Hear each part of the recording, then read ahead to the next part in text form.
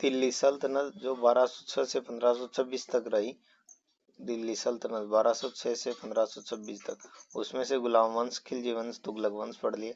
सैयद वंश जो 1414 से 1451, सैयद वंश 1414 से 1451 तक रहा उसे, और लोधी वंश जो 1451 से 1526, 1451 से 1526 तक लोधी वंश रहा, इन दोनों वंशों को पढ़ेंगे। सैयद वंश, लोधी वंश। सैयद वंश 1414 से 1451, लोधी वंश 1451 से 1526 तक। सैयद वंश 1414 से 1451 तक, इन्हें मोहम्मद साहब का वंशज माना जाता है, ये अरब थे। इन्हें मोहम्मद साहब का वंशज माना जाता है, ये अरब थे। नंबर 1 शासक खिज्र खान 1414 से 1421 तक रहा, 1414 से 1421 तक रहा।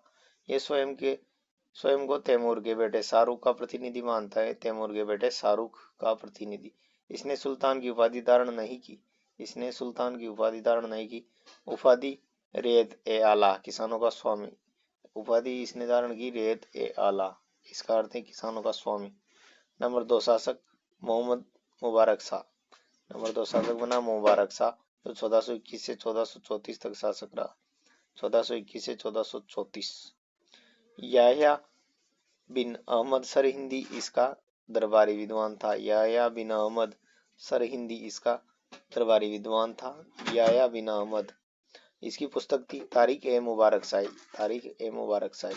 सुल्तान की उपाधि धारण की मुबारक शाह, जिसका शासनकाल 1421 से 1434 था, इसने सुल्तान की उपाधि धारण की। नंबर 3 शासक बना मोहम्मद शाह, जिसका शासनकाल 1434 से 1445 तक रहा, मोहम्मद शाह। बहलोल लोधी को सरिंद का गवर्नर बनाया, पंजाब, जो पंजाब में सरिंद, इस बहलोल लोधी को सरिंद का गवर्नर बनाया, मोहम्मद शाह। नंबर 4 शासक रहा अलाउद्दीन आलम शाह, अलाउद्दीन आलम शाह 1445 से 1451 तक, 1445 से 1451 तक अंतिम शासक रहा। इसने दिल्ली की सत्ता बहलोल लोधी को सौंप दी, वह स्वयं बदायूं यूपी चला गया। इसने दिल्ली की सत्ता बहलोल लोधी को सौंप दी, वह स्वयं बदायूं चला गया। अब लोधी वंश जो 1451 से 1526 तक रहा, लोधी वंश 1451 से 1526 तक, यह अफगान थे। इनका संबंध गिलजई कबीले की साउखेल शाखा से था। ये भारत में घोड़ों का व्यापार करते थे। लोधी वंश के जो 1451 से 1526 तक रहा, ये अफगान थे। इनका संबंध गिलजई कबीले की साउखेल शाखा से था। यह भारत में घोड़ों का व्यापार करते थे। नंबर 1 शासक बहलोल खान लोधी 1451 से 1489 तक रहा, 1451 से 1489, बहलोल खान लोधी। ये अपने अमीरों को मसनद ए आली कालीन के स्वामी, मसनद ए आली कालीन के स्वामी कहकर पुकारता था। ये अपने अमीरों को मसनद ए आली कालीन का स्वामी कहकर पुकारता था। ये कालीन का प्रयोग करता था। बहलोल खान लोधी, इसने जौनपुर को पुनः जीता व अपने पुत्र बारबक शाह को वहां का प्रशासक नियुक्त किया। बारबक शाह को जौनपुर का प्रशासक नियुक्त किया। इसने बहलोली नाम से एक तांबे का सिक्का चलाया, इसने बहलोली नाम से एक तांबे का सिक्का चलाया।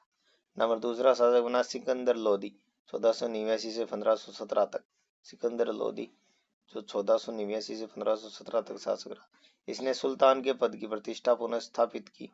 इसके कथन थे इसके अमीर इसके गुलाम को भी पालकी में घुमाते थे, इसके शाही फरमान का भी सम्मान होता था। इसके कथन थे इसके अमीर इसके गुलाम को भी पालकी में घुमाते थे, इसके शाही फरमान का भी सम्मान होता था। ये गुलरुखी नाम से कविताएं लिखता था। यह गुलरुखी नाम से कविताएं लिखता था। गुल का अर्थ है गुलाब और रुखी का अर्थ है चेहरा, गुलाब जैसा चेहरा। कविताएं 9000 लगभग लाइनें लिखी फारसी में, इसने 9000 लगभग लाइनें लिखी फारसी में। यह दाढ़ी नहीं रखता था, यह दाढ़ी नहीं रखता था। 1504 ईस्वी में आगरा शहर की स्थापना की 1504 में, और 1506 में आगरा को ही अपनी राजधानी बनाया। 1504 में आगरा शहर की स्थापना की। सिकंदर लोधी ने 1504 में आगरा शहर की स्थापना की और 1506 में आगरा को ही अपनी राजधानी बनाया। इसने ये बादलगढ़ किला बनवाया, इसने यहाँ बादलगढ़ किला बनवाया। इसने सिकंदरी गज की शुरुआत की जो 32 अंगुल 30 इंच की होती थी। इसने सिकंदरी गज की शुरुआत की जो 32 अंगुल 30 इंच की होती थी। अनाज से चुंगी कर समाप्त कर दिए, अनाज से चुंगी कर समाप्त कर दिए इसने। इसने खुम्स में हिस्सा नहीं लिया, इसने खुम्स में हिस्सा नहीं लिया। शहनाई इसका पसंदीदा वाद्य यंत्र था, शहनाई इसका पसंदीदा वाद्य यंत्र था सिकंदर लोदी का।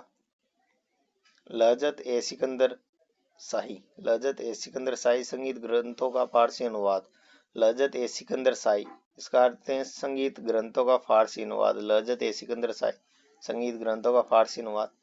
फरहंग ए सिकंदरी आयुर्वेद ग्रंथों का फारसी अनुवाद। फरहंग ए सिकंदरी का अर्थ है आयुर्वेद ग्रंथों का फारसी अनुवाद। फरहंग ए सिकंदरी आयुर्वेद ग्रंथों का फारसी अनुवाद। इसकी धार्मिक नीति, इसकी माँ एक हिंदू थी जो सुनार जाति की थी। इसकी माँ एक हिंदू थी सुनार जाति से। इसने एक ब्राह्मण को मृत्युदंड दिया। पुरी के जगन्नाथ मंदिर को तुड़वाया। कांगड़ा के नगरकोट मंदिर को तुड़वाया। मूर्ति के टुकड़ों से मांस तुलवाया। कांगड़ा के नगरकोट मंदिर को तुड़वाया और मूर्ति के टुकड़ों से मांस तुलवाया। पीरों की मज़ारों पर महिलाओं के प्रवेश को वर्जित किया। पीरों की मज़ारों पर महिलाओं के प्रवेश को वर्जित किया। नंबर 3 शासक बना इब्राहिम लोदी 1517 से 1526 तक।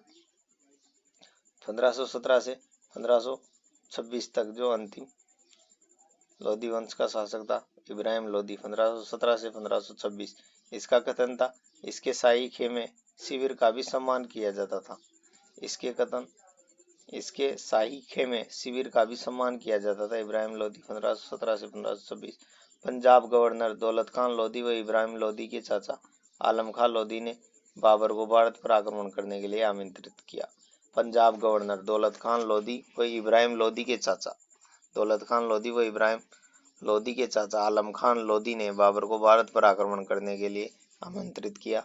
1526 में पानीपत का प्रथम युद्ध हुआ बाबर वर्सेस इब्राहिम लोदी, जिसमें इब्राहिम लोदी की पराजय व मृत्यु हुई। 1526 पानीपत का प्रथम युद्ध बाबर वर्सेस इब्राहिम लोदी, मृत्यु व पराजय इब्राहिम लोदी की। युद्ध भूमि में मारा जाने वाला दिल्ली का एकमात्र सुल्तान बना। युद्ध भूमि में मारा जाने वाला इब्राहिम लोदी दिल्ली का एकमात्र सुल्तान बना।